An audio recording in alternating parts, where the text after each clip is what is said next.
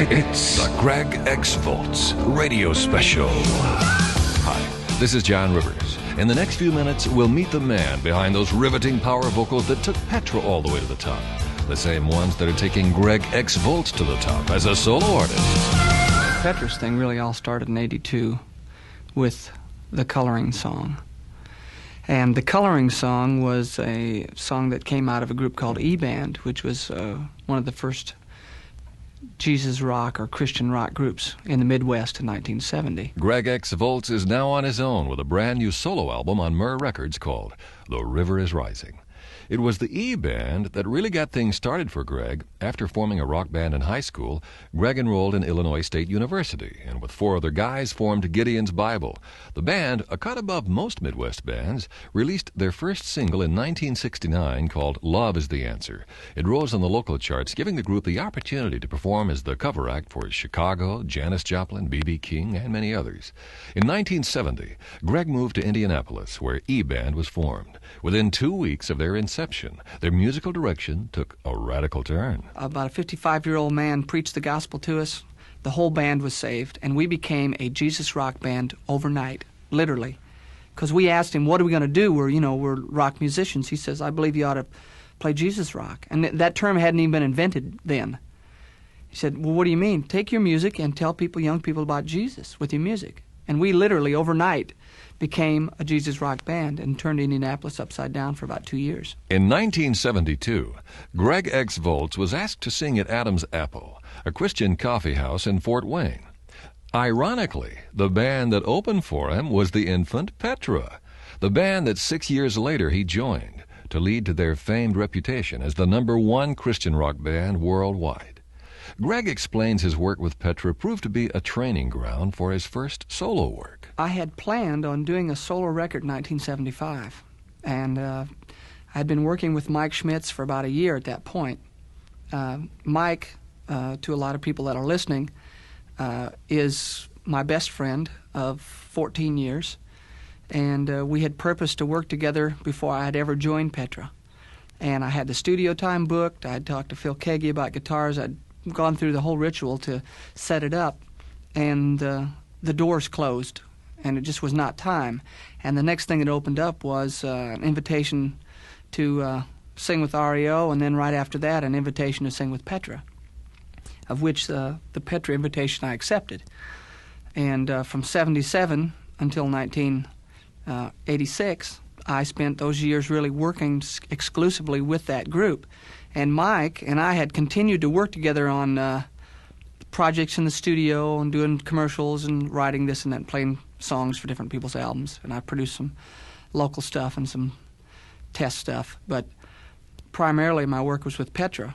And, it got to the point where that he, was saying, well, are we ever going to do anything? First it's a year, 2 years, 3 years, 4 years, 5 years, 6 years. Are we ever going to do anything? And finally, 9 years later, here we are with The River is Rising, and I learned invaluable lessons from touring with Petra and being really a very wholeheartedly tied into that ministry for a number of years. And they'll continue to be out there and do what they do and do it well. And my thing had come to the point where that I had the decision to make of continuing on with Petra or going back and fulfilling the commitment that I knew that I needed to keep with Mike. I knew that the Lord wanted me to do that, and it was the point of my record contract was up. I was free, completely legally free all the way around, and it was kind of like, well, it's either now or never. And so I said, well, let's do it. We're just the guys to do it. And it was a step of faith, a big step of faith, because I really did not want to leave Petra. And I get letters from people saying, I'm really mad at you. Why you just ruined this group, and you're leaving and all that. And then they would give me this big hard talk, and then at the end of the letter say, and by the way, when you're going to be in our area, please let me know, or something. But people didn't accept it very well at first, but I don't think there's any problem there. I think people have to realize now there are going to be 2 groups out there doing what one was doing before. I mean, I enjoyed the years I had with Petra, but this new music is just more, I should say this music is closer to my heart. Mostly because I co-wrote 4 of the songs. The other songs were written by Mike Schmitz, who, being my best friend, writes from my perspective. And he and I have shared almost identically the same experiences in the last 12 or 14 years as far as just our growth in the Lord and just things that go on in life. And it's been very advantageous to me being able to sing the way he writes, because he understands what I am. And he writes like, "Man Like You" is written for me specifically. He said, "I'm writing this song from your heart." And I said, "Thank you very much." Here I sit just like a gloomy little boy, staring down at all my broken toys. There's no playmates today, 'cause it's pouring rain. There's something missing that the good times didn't bring. A hidden verse that I don't know how to sing. No, I don't know what to call it, but I want it all the same. Ooh, how the pulse of life cries out to me.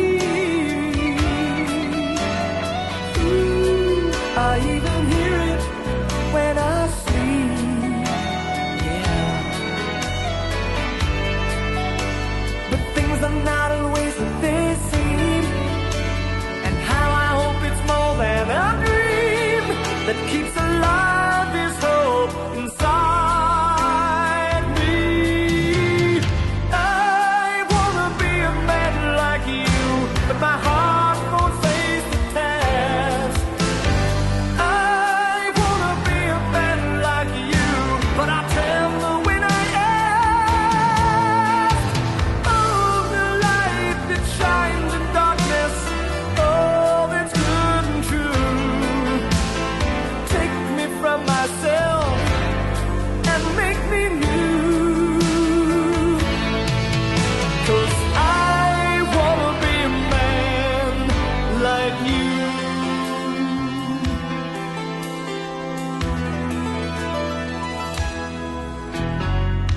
I hear their voices, see their faces as they smile. They say we'll be together in a little while. And by the folly of the fool and by the wisdom of a wise man, ooh, all the crystal visions that I long to see. Ooh, and I just wanna be your friend, yeah. But things are not always what they seem. If I could only see what they mean. But what I need is to be still. Oh no, I wanna be a man like you, but my heart won't face the task. I wanna be a man like you, and I tell her when I ask. Oh, the light that shines in darkness, oh, that's good and true. Take me from myself and make me new. I wanna be a man like you, but my heart won't face the task. I wanna be a man like you, but I tremble when I ask. Sometimes I'm up, sometimes I'm down, but I remember what I found. To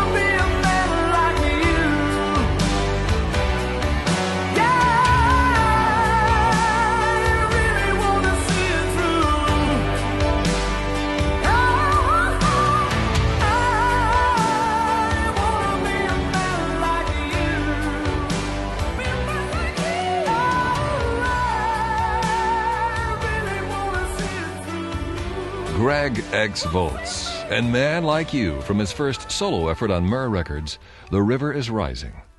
The Lord didn't let Greg go into solo work without providing. Greg's band, called Pieces of Eight, came together in a miraculous way. People just literally came up to my front door and knocked on my front door and said, "I'm here, the Lord sent me. What are we going to do?" I mean, when somebody like Joe English does that to you, you go, "What?" No, the Lord sent me. I'm here. What do you want me to do? I'm here to work with you, I'm here to serve you. And here's a man that gave up, 5 years of his own career to be a part of a group called Pieces of Eight, or whatever you want to call it, and to go on the road with me and tour with me. It just worked out. It was the way this whole album came together in a very unique and special way. And I did not have to go out and beat my head, against the wall trying to find musicians. They literally just walked in my house. Greg X. Volz's music communicates. It fills a need for a generation searching for truth. Our purpose has been for all these years was to provide an alternative for our kids and for the society that they wouldn't have to listen to a lot of the stuff, the really bad, what I call schlock music that's out there, so that when they talked to their non-Christian friends, they could say, "Here, listen to this." And when they listened to it, they wouldn't go hide under a rock somewhere. And that is what we're trying to do today. We're trying to provide the best possible music that we can. And I think God demands that from us. I think that He wants us to be excellent in what we do. Excel in your gift. And excel, Greg X. Volz does. The song Hold On to the Fire from the new album is an example of how Greg's music provides positive encouragement. I would say if there's anything I could say to people today, that is to hold on to the fire that's within you. Hold on to that fire that God's placed in you to do His will, to be what He's called you to be, because He's the one that's going to equip you to do that.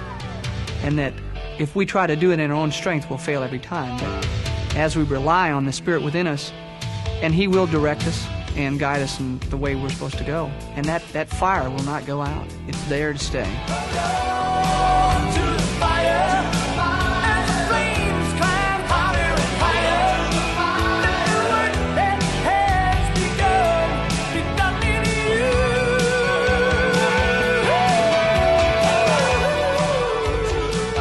You're listening to the Greg X. Volz radio special. We'll be right back.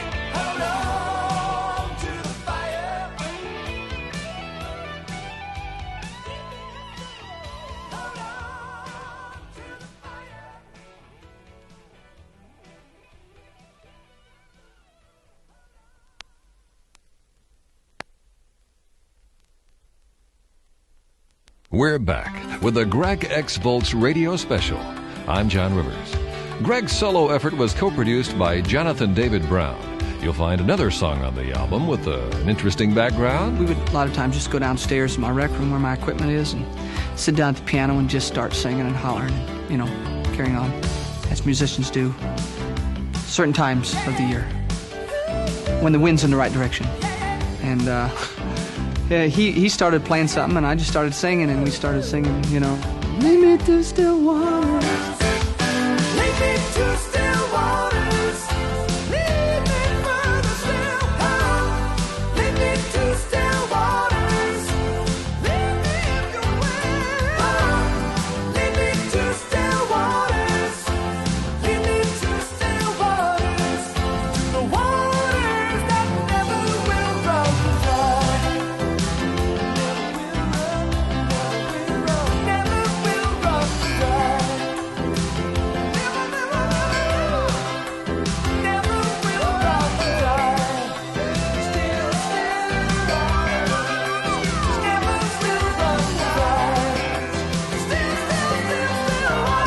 That song obviously talks about the peace of God.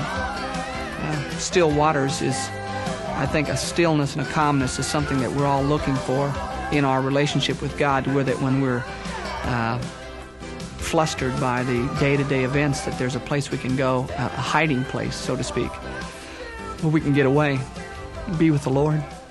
Greg X. Volz, a very talented man. Greg has a song on his album, The River is Rising, that captures the essence of a Psalm of David.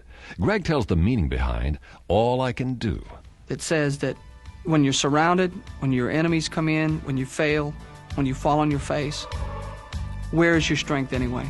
Because when you realize that your strength is in God and not in your own abilities, then you have to give glory to God. You have to sing to the Lord and voice your praise to Him. I am surrounded, there's no way out, I must fight a nasty situation. On the horizon, reinforcements coming in sight to face the confrontation. And though I walk through the valley of the shadow of death, I will fear no evil. I know by His power He will give me that rest which passes understanding. All I have to do for Him to put me through, stand on the Word and He'll fight the battle. All I can do is praise Him. Praise Him again. All I can do is praise Him. Praise Him again. All I can do.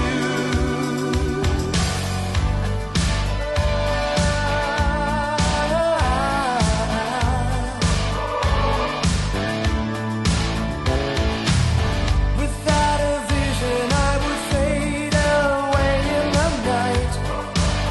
He knows the way I'm going. My victory will come when I rely on His might.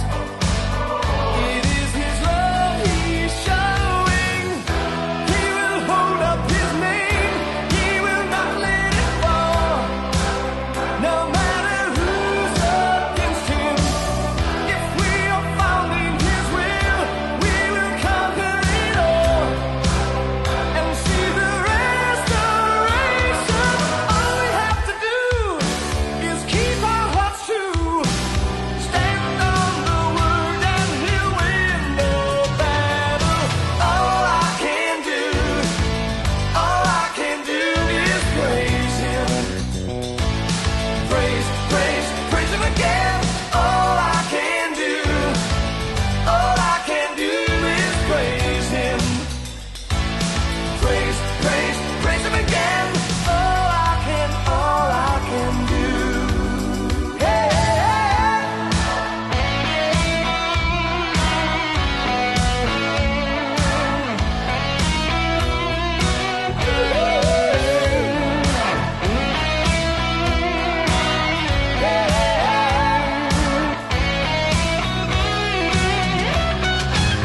And though I walk through the valley of the shadow of death, I will fear no evil. I know by His power He will give me that rest, that perfect rest. All I can do is praise Him. Praise Him again. All I can do is praise Him. Praise Him again. All I can do is praise Him. Praise Him again. All I can do is praise Him. Praise Him again. All I can do is praise Him. Praise Him again. All I can do. Greg X. Volz, All I Can Do, from his album The River is Rising. Greg's involvement with reaching young people goes beyond his musical outreach. Greg has been involved with drug abuse and rehabilitation programs and suicide prevention, which is a major problem in teenage circles. He's been involved on a street level. There are organizations in cities that we contact and work with, and I'd like to work with organizations that are actually public service organizations that cover the whole community. And in some cases, those organizations are run by Christian people. In some cases, they are not. But the the fact is, kids need a place where they can go and counsel and talk to people, and many times they need to do it outside of their peer group and outside of the church, because many times the church ostracizes people for having problems. That's not fair. And that's why I believe that Christians today are hiding their sin. I believe they hide their sins, and they're afraid to confess their faults one to another because people ostracize them for having problems. And so then 30 years down the road, all of a sudden something comes to light or some big blow-up comes and a church splits, and they go, oh, this is terrible, and they cover it up or do whatever. And I mean, it's pretty sickening, but that is a big problem. Now, when you go to an outside organization, you can, in confidence, talk to people that don't know you. And it's a lot better sometimes to counsel with someone that has no idea who you are, because then you can shoot straight from the hip and you can get it off your chest. That really is the truth. And I think we've all been, I know I have been subject to that. I was with a real tight group in Missouri for about 8 years. And it was just very hard to be myself because of not being their standards. Or it's really, that goes back to a cultural thing too, because, you know, if your heart doesn't condemn you, the Scripture says, who can?